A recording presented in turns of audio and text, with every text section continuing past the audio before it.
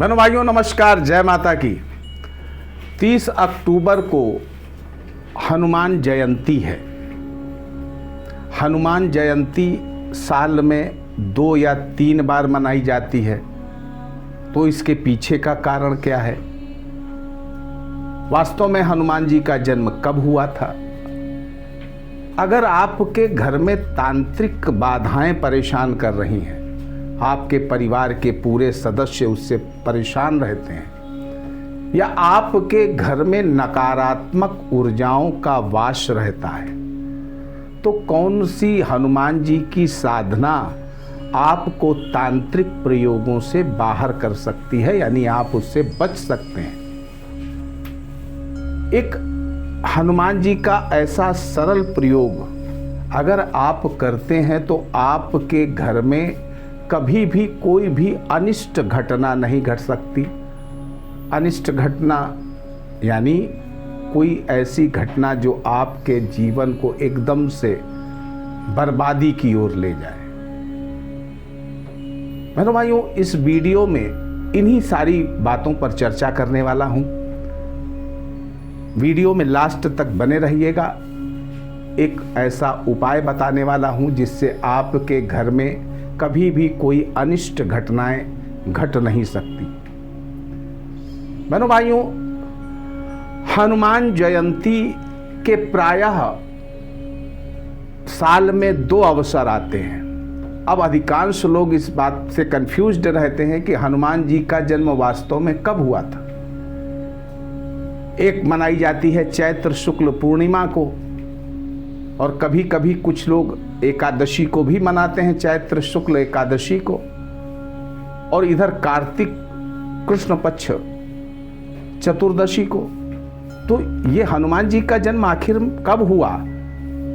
ये 3 तिथियों में कब हुआ? क्या कहते हैं शास्त्र? तो बहनों भाइयों, वायु पुराण, अगस्त संहिता और उत्सव सिंधु, इन 3 ग्रंथों में कार्तिक मास की कृष्ण पक्ष चतुर्दशी को भौमवार के दिन स्वाति नक्षत्र में रात्रि में अर्धरात्रि को बताया जाता है कि हनुमान जी का जन्म हुआ था मेष लग्न में।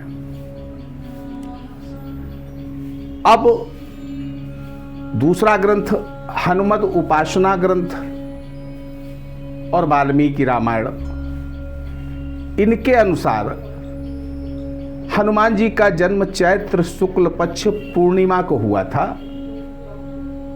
मेष लग्न में। दिन था मंगलवार का। इसी तरह से आनंद रामायण एक ग्रंथ है, उसमें हनुमान जी के जन्म के बारे में बताया गया कि चैत्र शुक्ल पक्ष एकादशी को हुआ।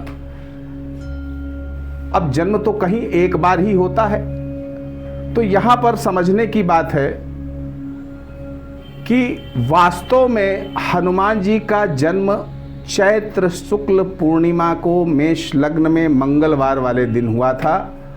और उस समय की जो जन्म कुंडली बनती है उसमें उनके 4 ग्रह उच्च के हैं, और वही कुंडली प्रायः प्रचलन में हनुमान जी की ली जाती है। और ये जो कार्तिक कृष्ण पक्ष चतुर्दशी वाली जो जयंती है, ये मुख्यतः उनका विजय अभिनंदन दिवस है। यानी जब भगवान श्री राम लंका विजय कर करके आए, और जो पौराणिक कथाएं हैं उनके अनुसार जब भगवान श्री राम अयोध्या से सारे वानरों को विदा करने लगे, तो हनुमान जी को भी गिफ्ट के रूप में माता जानकी ने अपने गले की माला उतार के दी, जो मणियों से विभूषित थी, बहुत कीमती माला थी। तो हनुमान जी ने उस माला के दाने तोड़ तोड़ के फेंकने चालू किए। तो सब आश्चर्यचकित थे कि आखिर में ऐसा क्यों कर रहे हैं हनुमान जी। तो जब हनुमान जी से ये चीज़ पूछी गई, माँ जानकी ने पूछा, भगवान श्री राम जी ने पूछा, तो उन्होंने कहा कि इन मणियों में कहीं हमें राम का नाम नहीं दिख रहा है। हमको तो वो चीज़ चाहिए जो भगवान को परम प्रिय हो। तो माता जानकी ने अपने माथे से सिंदूर उठाया और हनुमान जी को दे दिया। बोले ये हमको भी बहुत प्रिय है और तुम्हारे भगवान प्रभु श्री राम जी को भी बहुत प्रिय है। तो इस दिन पूजन में विशेष रूप से सिंदूर का चोला चढ़ाया जाता है। कार्तिक कृष्ण पक्ष चतुर्दशी को हनुमान जी के मंदिर में जा करके चमेली के तेल में सिंदूर घोल करके उनकी मूर्ति को इसी सिंदूर से लेपन करिए, चोला चढ़ाइए। नैवेद्य में शुद्ध देसी घी से बने पुए चढ़ाए जाते हैं, शुद्ध देसी घी से बने हुए मोदक चढ़ाए जाते हैं, फल इत्यादि चढ़ाए ही जाते हैं। गंध में शुद्ध चंदन मलयागिरी का घिस करके वो आप चंदन के रूप में अर्पित कर सकते हैं। फूलों में जो पुरुष नाम वाले फूल हैं वो आप चढ़ाइए, जो स्त्री नाम वाले फूल हैं उनको नहीं चढ़ाना है। चमेली नहीं चढ़ाना है, गुलाब चढ़ाना है, हजारा चढ़ाना है, गेंदा चढ़ाना है। तो ऐसे पुष्पों को चढ़ाना है। सुबह सुबह उठिएगा 30 अक्टूबर को, ब्रह्म मुहूर्त में स्नान करिएगा। भगवान श्री राम जी का, माता जानकी का और हनुमान जी का ध्यान करके हाथ में जल लेकर के संकल्प करिएगा कि हे प्रभु, हे हनुमंत लाल जी, हे भगवान श्री राम जी, आपके प्रार्थना के लिए, आपकी प्रसन्नता के लिए आज व्रत रहूँगा और पूजन करूँगा। उसके बाद जितना भी अपना विधान बन पावे उस तरह से उनका पूजन करिए। और शाम को मंदिर में दीपों से सजा करके हनुमान जी के मन को सजाना चाहिए। तो ये हो गया पूजन का विधान।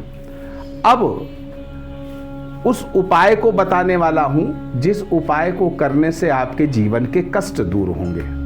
तो पहली बात तो जैसे आप जानते हैं हनुमानाष्टक, यानी आपकी जन्म कुंडली में 8वें घर में पापी ग्रह बैठे हों जो आपके जीवन को नरक बना रहे हैं, आपके दाम्पत्य जीवन को नरक बना रहे हैं, तो आपको नित्य हनुमानाष्टक का पाठ करना चाहिए। अगर आपके अष्टम भाव के ग्रह की दशा चल रही है, अंतर्दशा चल रही है और आप कष्ट से पीड़ित हो रहे हैं तो हनुमानाष्टक का पाठ करिए। और जीवन में सभी तरह की शांति चाहते हैं, उन्नति चाहते हैं, आर्थिक व्यवस्थाएं अच्छी चाहते हैं, घर के कलह से निवारण चाहते हैं, तो आपको सुंदरकांड का पाठ करना चाहिए इस दिन। हो सके तो 1 पाठ तो करें ही करें, और हो सके तो 5 पाठ करिए, जितना बन पावे उतना करिए। तीसरा उपाय ये है कि आपके घर में नकारात्मक ऊर्जाओं ने घेर लिया है, आपके परिवार के सभी सदस्यों के या किसी एक सदस्य के शरीर पर नकारात्मक ऊर्जा है, या घर में नकारात्मक ऊर्जा है, या घर के सभी सदस्यों के मन में नकारात्मक ऊर्जा है, तो हनुमंत पंचमुखी हनुमत कवच जो डिस्क्रिप्शन बॉक्स में मैं लगा दूंगा उसका पाठ करिए और नित्य पाठ करिए। और इसी हनुमान जयंती से यानी कार्तिक कृष्ण पक्ष चतुर्दशी से आप प्रारंभ कर दीजिए और पूरे वर्ष करिए।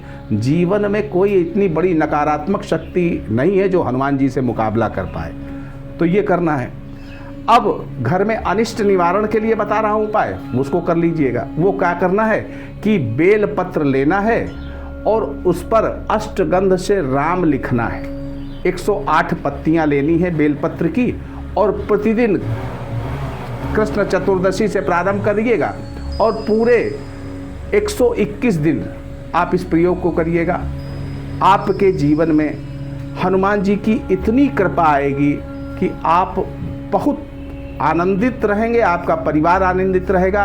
एक बात विशेष ध्यान रखने वाली है कि हनुमान जी की पूजा बड़ी पवित्रता से की जाती है, विशुद्ध तरीके से की जाती है, तो इसका जरूर ध्यान रखिएगा।